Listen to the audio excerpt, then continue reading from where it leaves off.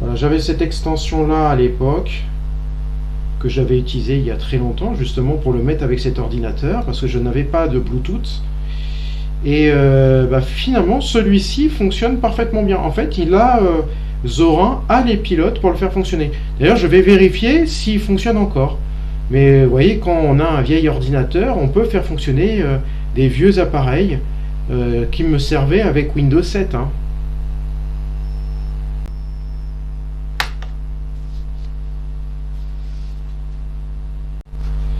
Eh bien oui, eh oui, ça s'est bien connecté.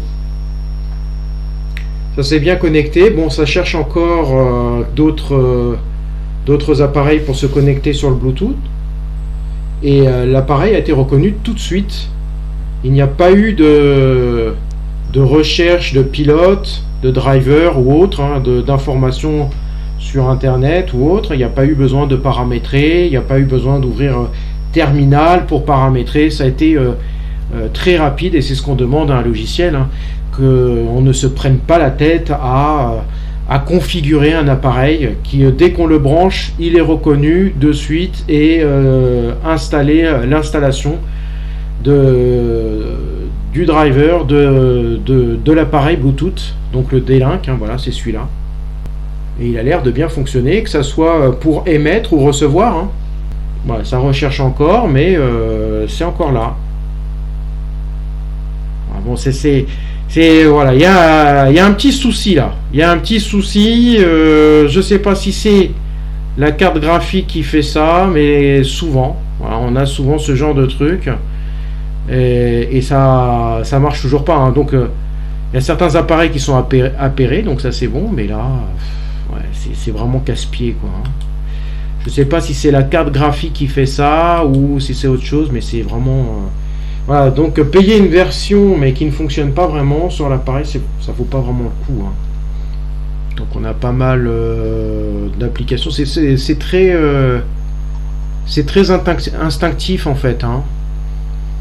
C'est très épuré, très instinctif. On sait de quoi ça parle. Ouais, donc on voit tout de suite comment le régler. Voilà, par exemple l'arrière-plan. Bon, bah, voilà, il propose des tas de choses sur l'arrière-plan. Les différentes applications, hein, c'est pas mal. Hein. Après, avec le temps, on va voir ce qu'on peut faire là où je suis limité. Et je vais essayer aussi de voir le problème, ce fameux problème de fenêtre qui pivote, qui disparaît, bon, avec quelques personnes se trouvant au premier samedi du mois de Paris du Libre. Qui se trouve à la Cité de la Villette. Je vais m'y rendre pour voir un petit peu si quelqu'un peut me trouver une solution à ce problème-là. Les gens qui sont un petit peu plus experts sur Zorin. En tout cas, ça m'a l'air plutôt assez bien. Une application web, pour voir le temps que ça prend. Voilà, on va le définir comme navigateur par défaut. Comme ça, tout le monde sera content. Allez hop, oui, je veux apporter mon aide, peut-être plus tard. Oui, termine, fous-moi la paix. Voilà. Oh, parce que là, c'est vraiment chiant. Hein. On a la barre de recherche. Je connais pas trop Brave. Je vais essayer de paramétrer. Tu sais, je commence déjà à essayer de paramétrer, par exemple, le navigateur web. Je voudrais qu'il s'ouvre sur une page très spécifique. J'ajoute Google, je fais plus de recherches avec Google qu'avec autre chose. Donc, démarrage, ah c'est au démarrage, d'accord. Bref, navigateur par défaut, ok, icône. J'ouvre Google. Alors, je vais fermer, tu fermes tout, et je vais rouvrir. Pour voir un petit peu ce que ça donne. Voilà. Génial. Il a ouvert sur Google, donc je peux faire mes recherches. Moi, par exemple, on va faire Zorin, tiens. Zorin, avis. Qu'est-ce que ça donne? Les avis de Zorin. Voilà, les avis de Zorin OS 18. Tiens. Bon, en tout cas, ça a l'air de bien fonctionner. Hein. Brave, ça allume assez rapidement. Une fois qu'on a paramétré quelques petites choses, hein, ça permet de... Ouais, Zenet, vous avez vu à la vitesse que ça va. Généralement, quand je suis sur Windows, ça prend un petit peu plus de temps pour charger la page web. Là, ça va à une vitesse, ça prend même pas quelques secondes, hein. Sans déconner, hein. C'est au premier degré ce que je dis là, hein. Premier degré, quand je suis sur Windows 10, parce que je suis encore sur Windows 10, je n'ai pas voulu passer à Windows 11. De toute façon, l'ordinateur que j'ai ne passe pas à Windows 11. Et celui-ci, alors là, encore moins, hein. Celui qui avait Windows 7 à l'époque, il passera pas du tout à Windows 11 et encore moins à Windows 10. Et pourtant, il est même plus rapide que ces systèmes d'exploitation. Donc c'est pour dire à tel point, on a leur remplaçant, mais c'est vrai que parfois, malheureusement, ça fonctionne mal.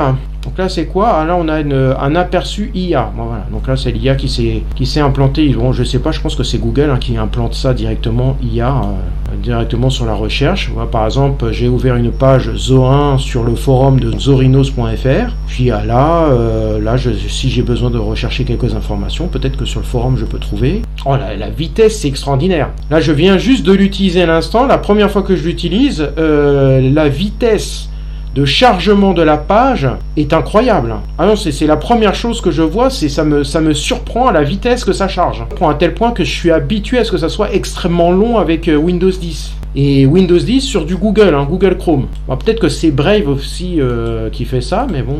Des trackers de publicité et autres contenus bloqués. Ah ça c'est bien ça. Ça c'est des bonnes fonctions. Bloquer les 4 trackers, ouais. Mise à niveau des connexions, bloqueur de strict. Et vous avez vu, c'est bien expliqué, hein.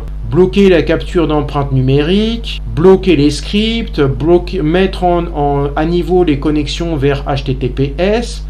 C'est vraiment très, très facile à comprendre. Et c'est très instinctif, c'est clair, c'est précis, c'est épuré, c'est ce qu'il faut, quoi, c'est ce qu'il nous faut. Parfois, on a des fonctions complètement inutiles qui sont téléchargées et ça prend un temps fou. Et là, on n'a pas. Là, ça va directement sur la page. Ça, c'est génial, franchement. Et donc, je vais retourner sur paramètres pour voir le Bluetooth. Quand on a encore les deux qui sont connectés.